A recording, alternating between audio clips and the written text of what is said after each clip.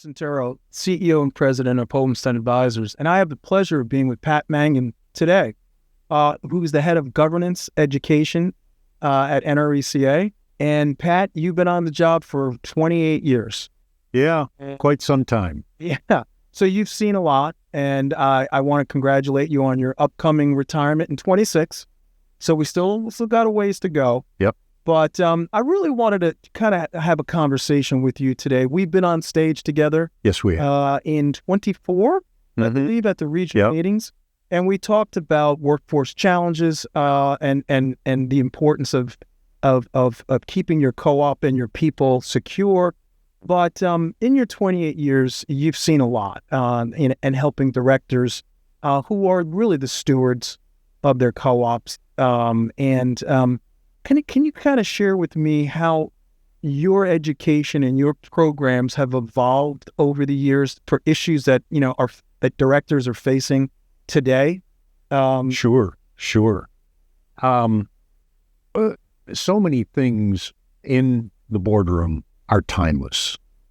Oversight, responsibility to understand what's going on, the duty of care, all the fiduciary duties. Those haven't changed, but I think any director will tell you that we are in this complex time. What do I mean by that? Well, just look at the last 5 years, for instance. We've had to figure out and then find a way to explain to our membership EVs and charging strategies and things like that. Soon on the heels of that, we had cybersecurity. Okay, I had to figure that out. And that was almost about a year later. And now, of course, we're in the midst of artificial intelligence. Those basic duties, those oversight responsibilities and fiduciary duties, they haven't changed. It's just they're being applied to this enormous amount of complexity in the subjects that keep coming up. And of course, you can throw power supply in there as well.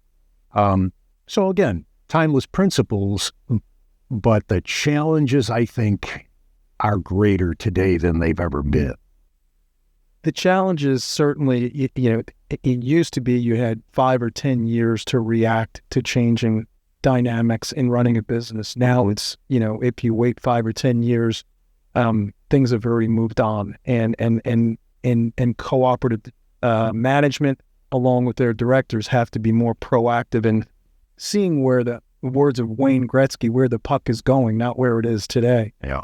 So when we look at all these cybersecurity, power, load generation, et cetera, require capital, require financial planning.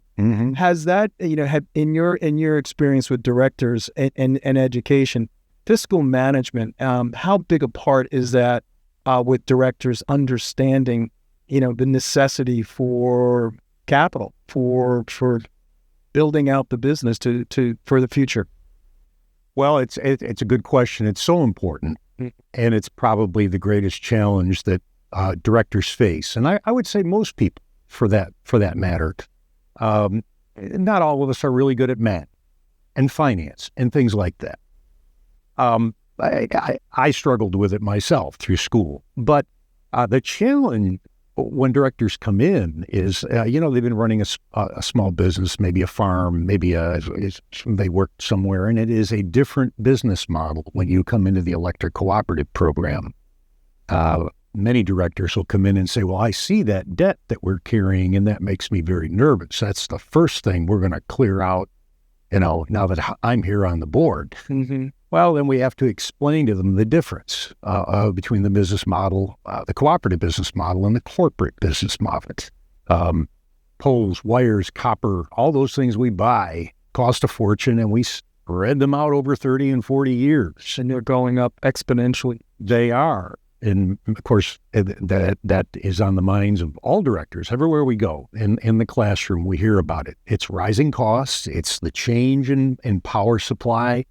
And it's all under these clouds, for lack of a better word, of a cyber threat.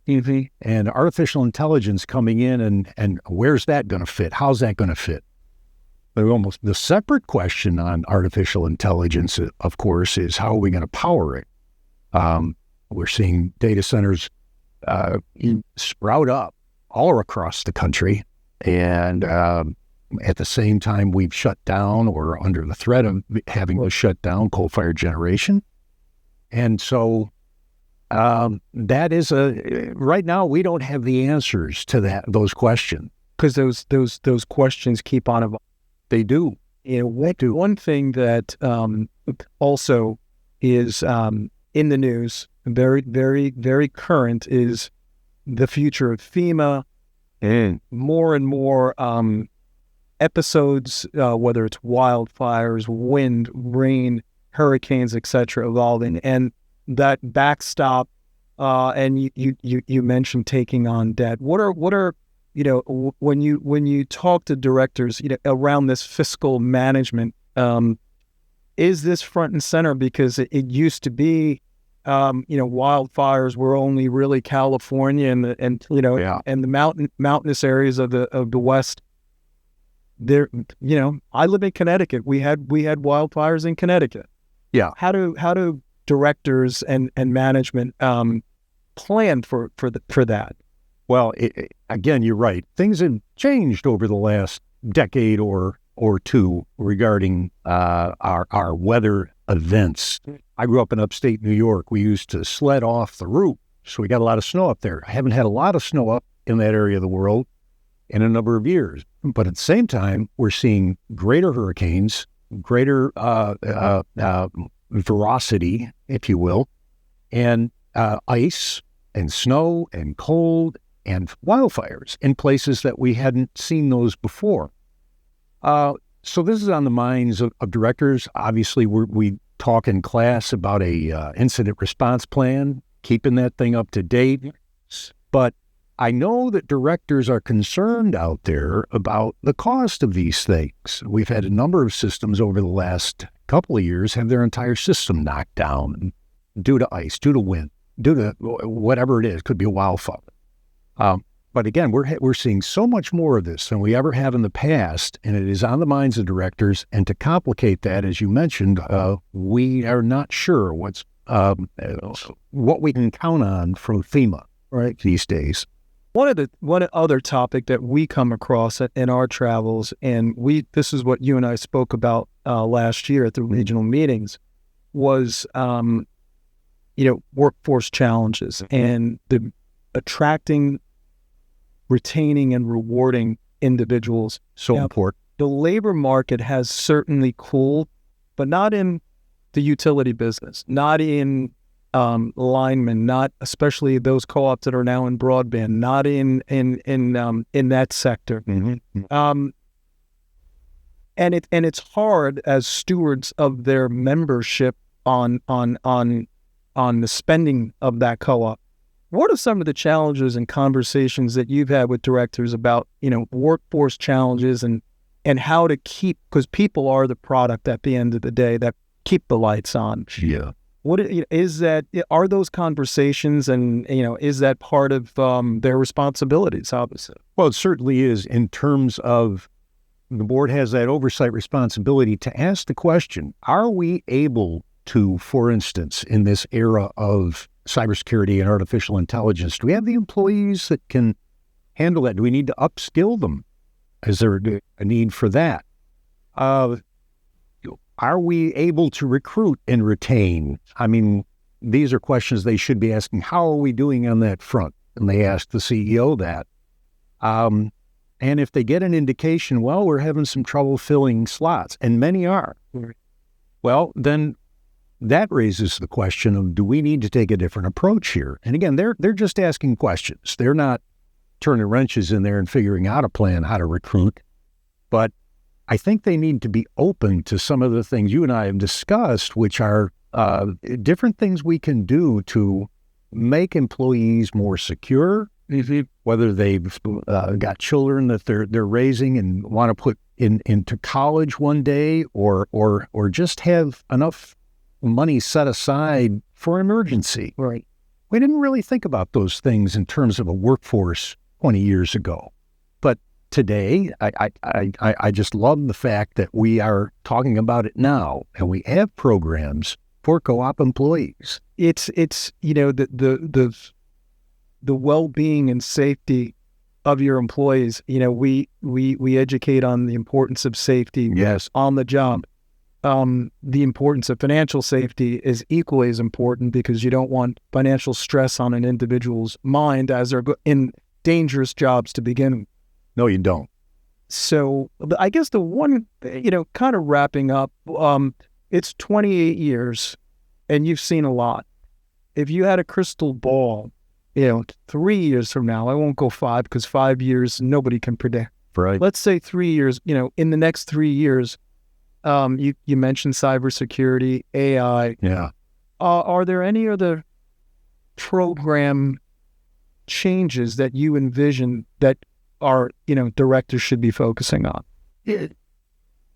And there's so much uncertainty out there, Mark. And what we're saying to directors is, I wish we had that crystal ball, but we don't. So what we're doing in the classroom, in our conversations with directors, is talking about the fact that maybe we need to take a different approach to our strategic planning. For instance, instead of just identifying risks, coming up with mitigation for that risk, we've moved to an approach of scenario planning. This could happen. Scenario 1, Scenario 2, Scenario 3. This is the most likely, this is the middle of the road, and this is the extremes. And we really want boards to think about all those things that could happen, and really to challenge themselves to say, do we have a plan for that? If that extreme situation were to occur, what would we do? Could we address it? Could we handle it? And so that's the approach we've taken, rather than trying to figure out what's going to happen, and it's going to continue to be fast and complex. Correct. And uncertain.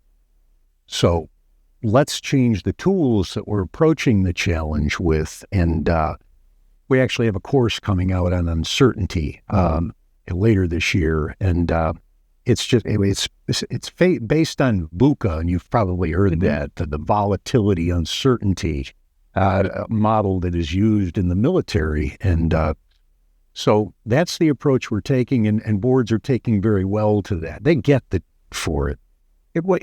Again, the pace of change has increased. The velocity of change has increased, and you need to scenario plan and have these contingencies in effect. So kudos to you for that. And I want to thank Pat for being here. My pleasure, Bruce. Sharing some of your Thank you. Sure. As we go around the country, like you do, is actually having conversations about being prepared, about having plans in place, so that whatever could happen, might happen, it's like you're prepared for it. You're prepared for it. Absolutely. Thank you, sir. My pleasure, Mark. Thank you.